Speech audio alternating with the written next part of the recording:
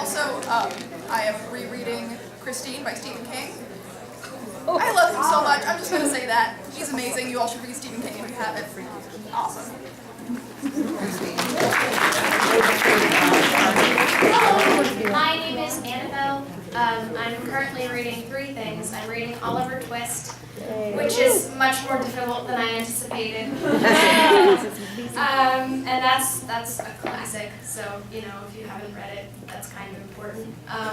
And on a completely different note, I'm reading The Last Dragon Slayer by Jasper Fforde, which is kind of like if you took fantasy and smushed it together with The Hitchhiker's Guide to the Galaxy. It's really, really funny and really entertaining and really creative and zany, so that's really fun. And then I'm rereading one of my favorite books, which is Neverwhere by Neil Gaiman.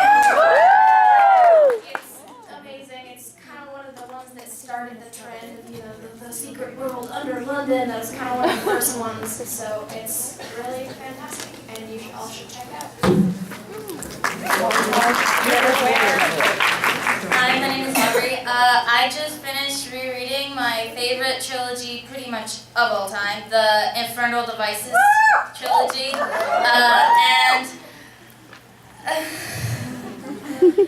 If you don't want your heart broken over and over and over and over and over and over and over, do not read this trilogy. It's already too late for that.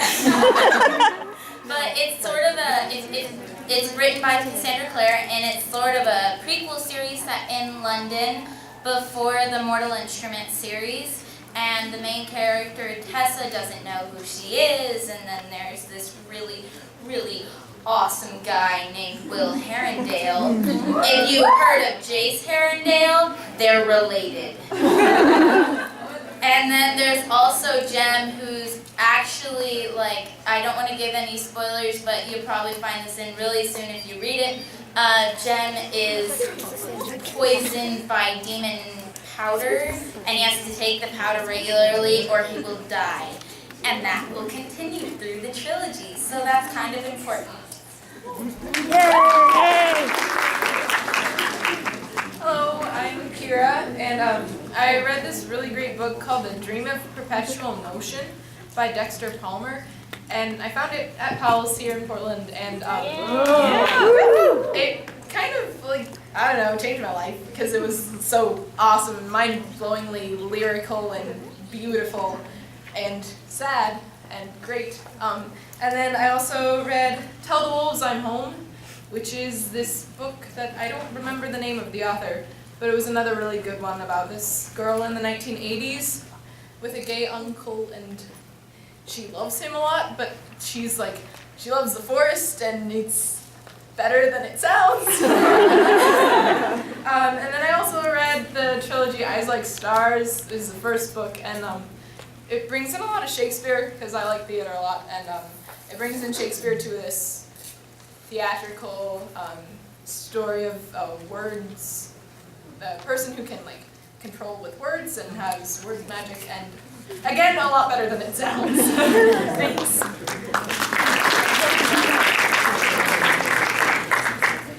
I am Akasha, and I'm currently reading 3 books. I'm reading Divergent, and I'm reading Girl in the Steel Corset, and I'm reading Invisibility by Andrea Kramer and David Leviathan.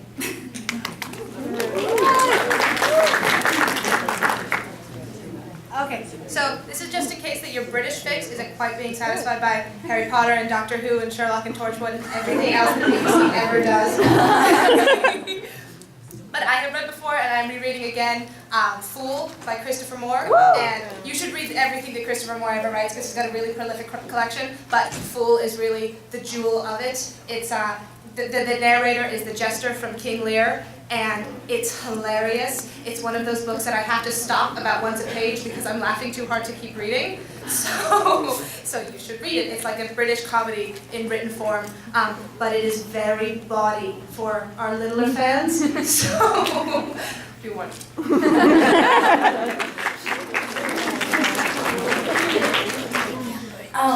I am reading a couple of books right now. I'm reading Witch the Wizard, and I got the first book on Tuesday, and since then I've read 3 of the books because I literally cannot put it down.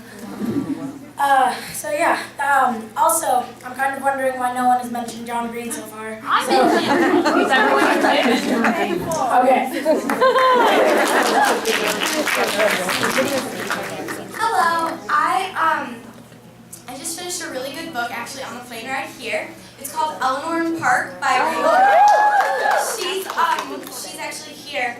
It was amazing. I saw it in like the news section next to The Fault in Our Stars. And The Fault in Our Stars is like one of the best books I've ever read. Yeah. And that's saying a lot because I've read a lot of books. So I picked it up and it's a love story, but it's not like don't get turned off by that. It's a really, really good book and it's really deep.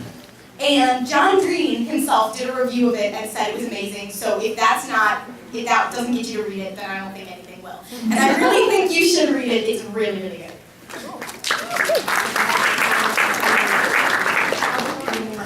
Hi, my name's Brittany, and I'm a bookaholic.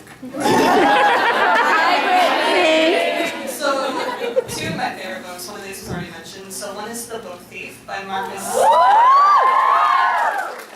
it's amazing, and if you haven't heard of it, it's kind of about this girl who gets adopted, and then it's during World War II, and her family takes in like a Jewish refugee, and it's kind of about, she really likes reading, so I kind of connected to her in that way, and it's about just her experience with that. And my other favorite book, or books rather, is The Hitchhiker's Guide to the Galaxy. If you haven't read that, you must. It's hilarious, like literally the funniest book I've ever read. And if you have read it, you need to read like the next 3 or 4 books, or however many there are in the series.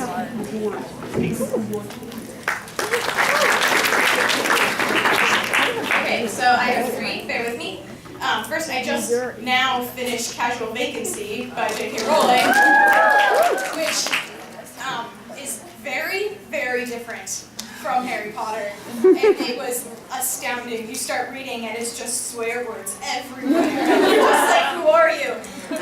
And it was really different and kind of showed her influence by Jane Austen in a more modern setting. And it's really long, but I got so invested in the characters, and it was brilliant. So then, I just started reading Summon the Keeper by Tanya Huff, who is an amazing Canadian writer, and it's Canadian magic and a talking cat, and I just started it, but it's really interesting.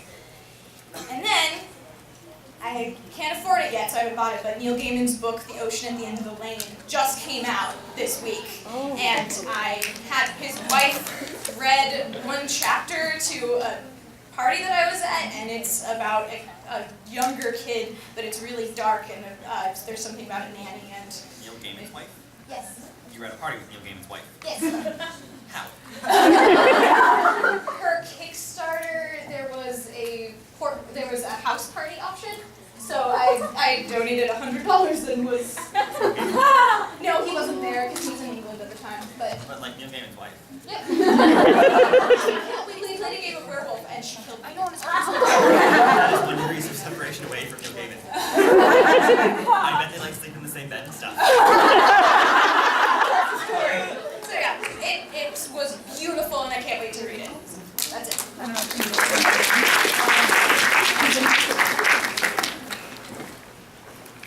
I also just finished Casual Vacancy, and it was fantastic, and it took me a little bit to get used to it, because for a while I had to actively forget that J.K. Rowling wrote it, but it was absolutely wonderful. But one of my favorite series is the Graceling trilogy by Kristen Connolly, and it was the first series that just I absolutely fell in love with almost as much as I love Harry Potter, and that's saying a lot. Her characters are so amazing, and her world is so cohesive, and you just fall into it and you don't want to leave. It's almost fantasy, but not quite, and it's absolutely brilliant.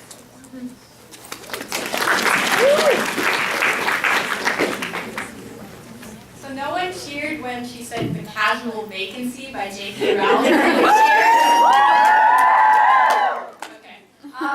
So I just finished month ago. A book that was written by comedian and nerd Chris Hardwick. Woo! He runs the Nerdist podcast and the Nerdist Network and the Nerdist Show on the BBC. And he wrote a book that's actually not a fantasy and it's not a fictional type book. It's a self-help book for nerds, and it's called The Nerdist Way, Reaching the Next Level in Real Life. And I read it because I had a lot of problems in school and stuff, and I know for a fact a lot of you guys have too, and I know that you've had problems just because that's what life brings. So if you just need a self-help book for nerds, then read Chris Hardwick's novel. Thank you.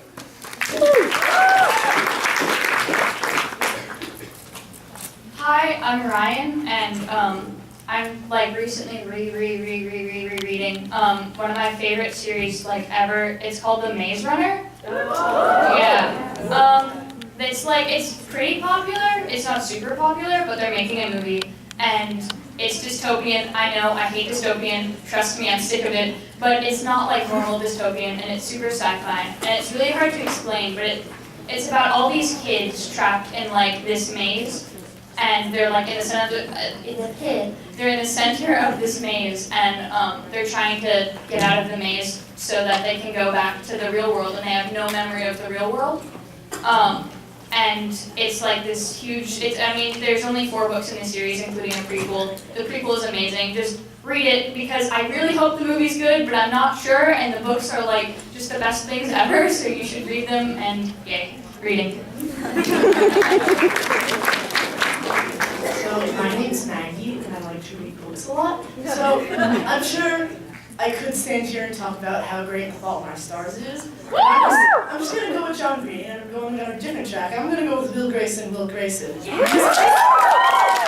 Recently came to the attention that a certain someone in this room that I'm staring at right now that may or may not have just been at this podium had not read that book. So, yeah, she's alone, she's hiding right now. And I know a lot of people tend to put it aside since it's like a collaboration and not solely John Green, but it is so great because it has multiple gay people, it has an asexual person, it's hilarious, you'll be laughing and crying because it's John Green, for God's sake, and he's perfect. And not John Green, there's this one book, and I'm ashamed of myself because I've read it so many times, but I don't remember the author, and it's called Elsewhere. Yes. And basically what it is, it takes the whole concept of the afterlife, and in like real life, you grow up, and then this book takes the concept of an afterlife, you grow down. So it's like you go backwards until you're a baby and you're like sent off to be reborn. And that book had me laughing and crying and it's one of those books that after you finish, you just close it and you're like, wow. And I was studying for finals this year, and I decided to not study and just reread that book. And I stayed up till I think 3 in the morning finishing it, and it was totally worth it. So, Elsewhere. Speaking of Will Grayson, in your schedule there is a book, a list of the books that people are talking about. Someday, like not right now. I don't know. Well, that's why I'm recording it, because otherwise I won't remember. Oh, great. So if you happen to have like a Tumblr or Twitter or something, and you want to, release a list of the books people have talked about, I'm sure everyone here would appreciate that a lot. If you're able to. If not, I understand.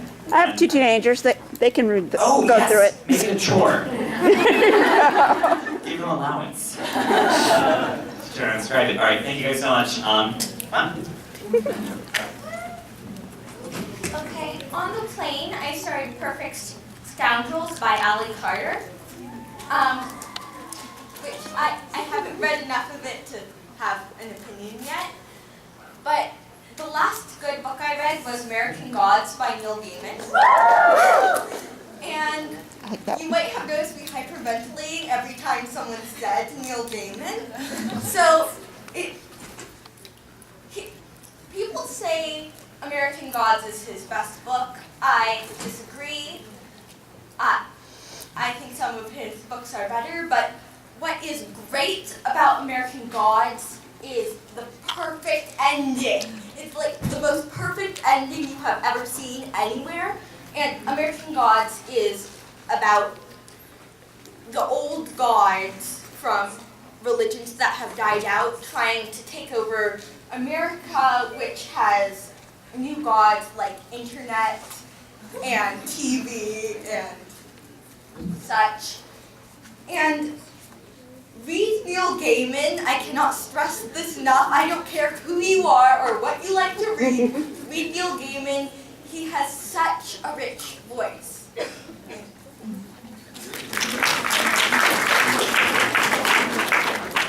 Okay, so a few weeks ago, I finished this book called Mark of Athena. So it's one of the books in the Heroes of Olympus series, which is the second part in like a series thing. It's after the Percy Jackson series. And so unless you want to like curl up in a ball and die, do not read the ending. Then you curl up and die. But the rest of the book is so beautiful and gorgeous and amazing. It's got like demigods, like gods and gods and peoples. Thank you. A while ago, I read this book called The Statistical Probability of Love at First Sight. And it's really good. It's about a girl who is going to London for her dad's second wedding. And she's never met her like stepmom-to-be. And in the airport, she meets a boy named Oliver, and they like fall in love. And then when they get to London, they get separated in the airport, and like the rest of the book is about if like they can be brought back together, and it's actually like really, really good, so you should read it.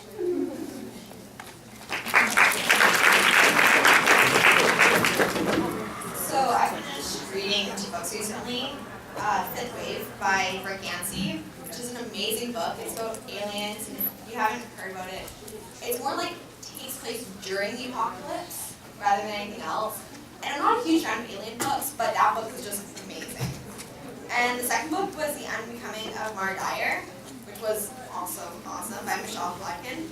And it's thriller, it kind of just messes with your mind, but it's so good, just amazing, really well written.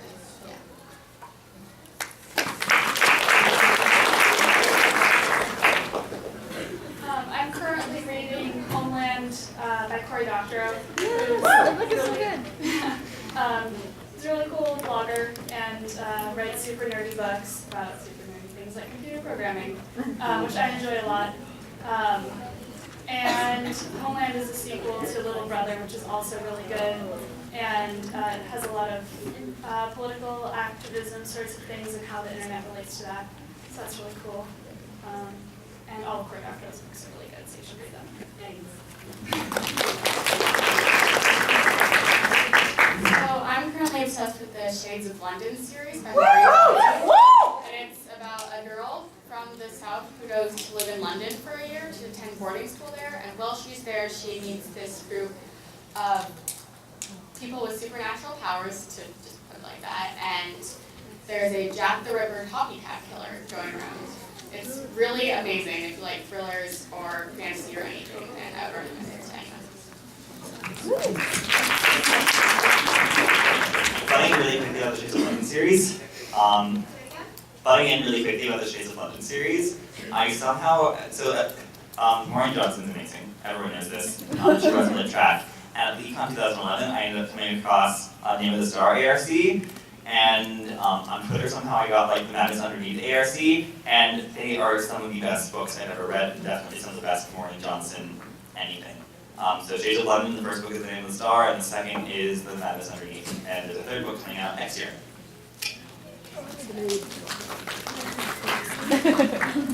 Hi, I'm Bethany. The first book I want to talk to you about is Warm Bodies. It's 1,000 times better than the movie. I'm like a third of the way through it, and I already think it's so much better. And then the next book is Howl's Moving Castle. I read that book like 3 times a year. I've read it probably more than 10 times, and I read it over and over. And the story is kind of, it's not like action, action, action, or love, love, love. It's like, it seems very plausible. Like, you could go through your life like this, and the ending is just, it always leaves me smiling, and nothing really horrible happens. So sometimes you need a book that doesn't make you cry or die.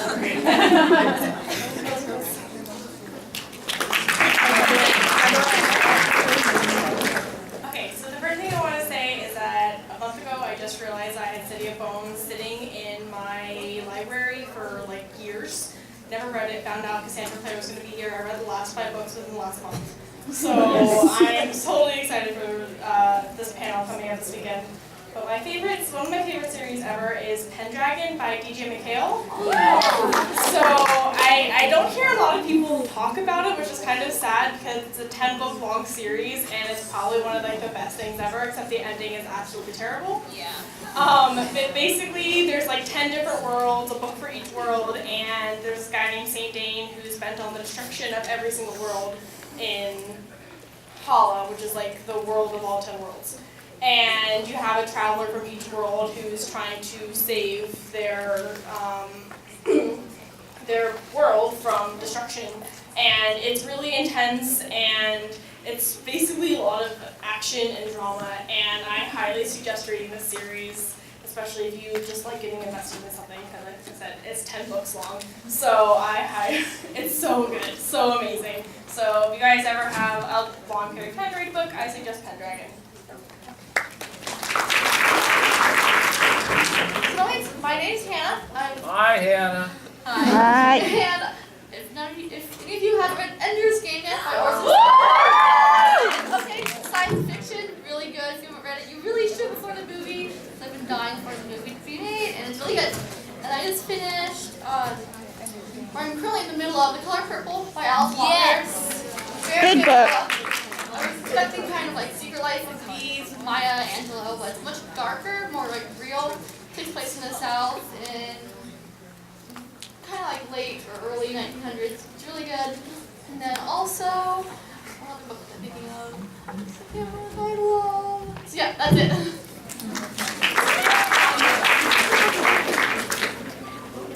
Okay, so I just re-finished Good Omens by Neil Gaiman and Terry Pratchett. And I actually love this book. I've been carrying it around with me forever, and my friends think that I've actually never finished it because it's always with me, and they're like, why are you taking so long to read that book? Anyways, second book that I've been reading is Red Dragon, and I forget his author's name, and it's way creepier than I expected, but it's really good, and yeah, it's gory, so don't read it if you don't like that, so thanks. Hello again. So the first book is Dune, which is Game of Thrones. It's kind of like that, but it's sci-fi and takes place in the future, and there's all these different planets, and there's like some religion thrown in, and it's awesome. And there's more books, but you don't really have to read them if you don't want to. And then Cry the Beloved Country is one of my favorite books ever. I had to read it for school. It takes place in South Africa during apartheid, and it's about this father-son relationship. And the writing's just amazing. And then the last one is The Sun Also Rises by Ernest Hemingway, which I had to read last year for school. And it's amazing. So pretty much it's this group of American expatriates living in Europe, and they go to Spain for this really awful trip, and it's fantastic, and you get really disillusioned with the First World War, obviously, and this group of people are just awful, but you love them, yes. So, yeah.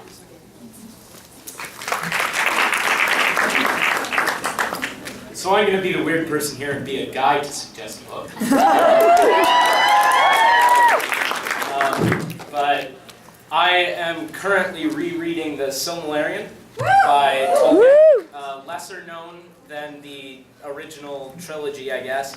It's the history of the elves, and it explains the background of the elves, and it also tells where the Balrogs went, how come that's the last Balrog, and stuff like that. It's a really great book. It takes a little work to get into it, but it's a really fantastic book once you're into it. And just in general, I would suggest Tolkien's works. They're fantastic. And that's all. Thank you.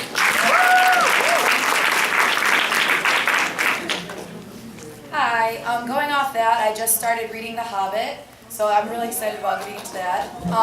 And one trilogy that I've loved since I started reading it is called the Gemma Doyle trilogy by Libba Bray. Yeah. So there's 3 books, obviously. It starts with A Great and Terrible Beauty, and then Rebel Angels, and then The Sweet Far Thing. They're amazing. It's set in Victorian London, follows the girl Gemma Doyle, and she finds out that she has magic and can go into a different world. It's really interesting. Like everybody else, a lot of people have been saying, the ending will make you cry and cry and cry. But it's really all worth it. Thanks. Hi, I'm Karen. I use the Lit Day authors to be introduced to new authors. So last year, following up when she said it was Libba Bray and it was Beauty Queen, which is a great book about these beauty queens who get in a plane crash and they're lost in the woods, and all those skills that got them beauty queen status gets them nowhere in the woods. The one this year that I looked at from the authors who are going to speak is Co Booth's Tyrell, which is exposure to deep, deep poverty, and for that, very insightful. The final one I would note, and I'm going to go out on a limb, it's a nonfiction book. It is My Beloved World by Justice Sotomayor, particularly poignant today since she was in the majority yesterday on the vote to invalidate Defense of Marriage Act.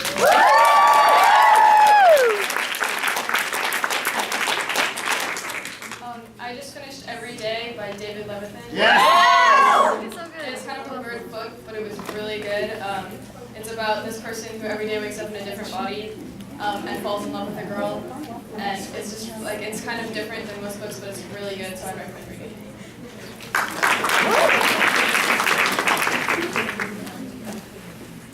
Hi, I'm currently rereading this book that I picked up a long time ago. It's given to my sister, and she was like, ew. It's called Skinned by Robin Wasserman, who's here as one of the authors. I think it's a trilogy. I'm not entirely. It is? Okay. And I haven't read the other ones, but I'm rereading the first one, and now I'm like, oh my god, I have to find the other ones now. So I suggest reading Skinned by Robin Wasserman for sure. I'm also rereading the Harry Potter series. But definitely check out Skinned by Robin Wasserman. Hey, y'all. So this year, I wanted to reach into the deep realms of old books, and I came up with John Carter of Mars. Anyhow, the book makes a lot more sense than the movie, and the movie will make a lot more sense after you read the book. Unfortunately, once you read the first book, you have to read the next 10 billion. The other thing that I have read, I read Dracula, and then I discovered that Bram Stoker's great-grandnephew wrote a sequel. And that's just amazing. Very, very dark, darker than Dracula, but it's definitely worth reading. It explains so much about the original book and just helped me understand vampires a little more. The third thing, my book that I discovered, I discovered David Levithan before I knew he was going to be here. But like the next day, I look on the Leaky website and I'm like, whoa, cool. So I read The Lover's Dictionary, which it helped me understand any kind of relationship I have in my life, whether it's romantic or just friends or my parents. It just helped me understand through these words. I gained a lot of new vocabulary, but definitely one to read if you are having trouble in any type of relationship.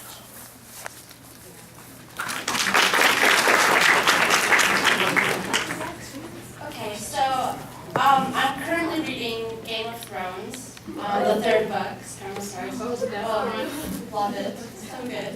And then I'm also reading Emma by Jane Austen. So good. But my favorite books, Patrick Ness, and yes, A Monster Calls is just like the most heartbreaking book. But if you're going through anything, any tragedy in life, like it is such a good book to read for that. And then his Chaos Walking trilogy is just, oh dear Lord, all the feelings, just so much going on in those books. You will be crying from start to finish. And my comfort books are by Tamora Pierce. Those are my favorite books. I absolutely adore them. I reread at least one of her series every single year. So just some recommendations for you. Thanks. So I'm reading this new book series. It's written by this guy called J.K. Rowling, and it's called Harry Potter. He's kind of cool. I don't know if I'll read all of them. Anyway, so we have time for everyone else who is in line, and then I actually do have to ask you guys to clear out of the room. The bedroom opens at 4, and it's going to be so awesome. Maureen and Robin are running a bookstore in there, so I'm sure that you can see a lot of titles from the day authors and titles that have been talked about today. And then go find food, take a half-hour nap, and then head over to the opening ceremonies that start at 5? Yes. At 5. All right, thank you guys so much for having such a great panel, and I will see you guys around the conference.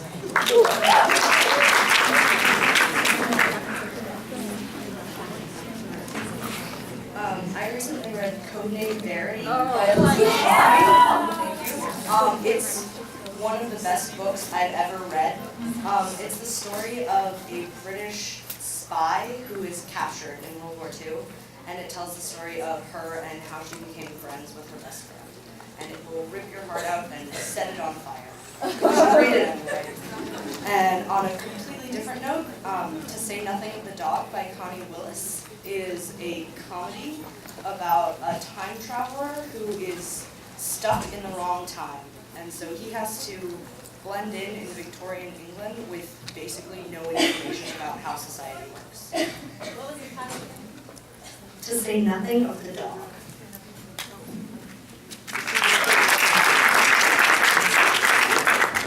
Hi, everyone that's left. I have not been reading anything fun for the last 2 years because I am a nursing major and I deal with dead bodies all day. So the last book series I read was the Left Behind series. And if you haven't read it, it's amazing and you should read it. And it's I know it's 12 books long and the series was actually ended years ago. But it's really good and it kind of has to deal with Armageddon type thing. And if you ever want to break from reading nerdy stuff, which is hard to do, I know. But if you want to break, there's 2 books that you should probably read. It's Gabriel's Angel. I read it every Christmas. It's a romance, sappy. You know the ending, it's predictable, but it's amazing. And I read it every Christmas. It'll get you in the mood for Christmas. And the other one is Until They Bring the Streetcars Back, and it's really awesome because it deals with some awkward situations of growing up and being in high school and having to grow up away from your parents under their guidance and kind of do some things that you don't want your parents to kind of know about, and it's kind of about growing up. So it's awesome, and you should read it. Hi. Last year, end of last year, my friend got completely obsessed with this book called The Outsiders, and I read it in February for her birthday so that we could watch the movie, because I had to read the book before I saw the movie. And I read it, and then I read it again, and again, and again, and again, and I couldn't stop, and then I was really irritated with myself because I lost it. So, if you don't know what The Outsiders is, maybe, I don't know, it's this really good book about kids in the 60s, roughly. They're a group of greasers and them dealing with the socias, which are higher class kids, and the feels will go crazy. There are so many feels in this book. Yeah, so for the love of God, read The Outsiders, please, please, please.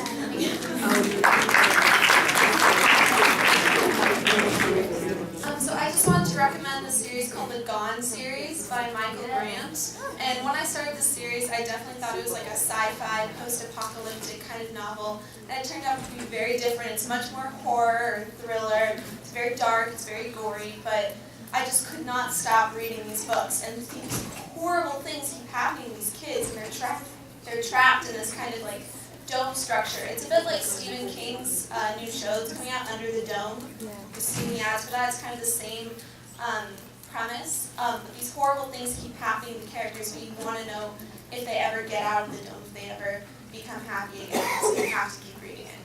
It's the Gone series by Michael Grant.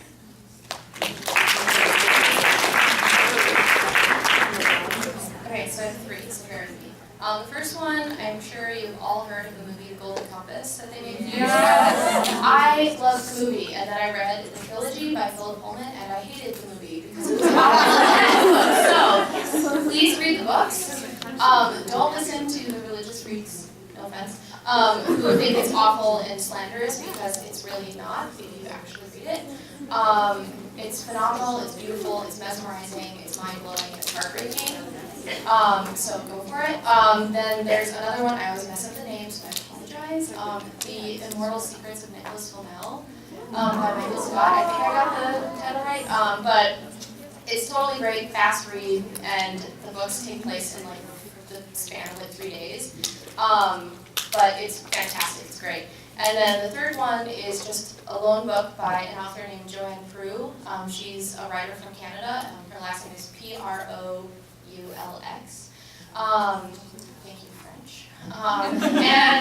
But it's about, it's called Anthem for a Reluctant Prophet, and it's about an adolescent boy named Luke who has this problem with premonitions. And it deals a lot with life and death, and if you like pop punk music like Green Day and Nirvana mention all the time, total name dropping. But yeah, it's a fantastic read. She has a brilliant mind. She has a great knack for catching the adolescent psyche. So.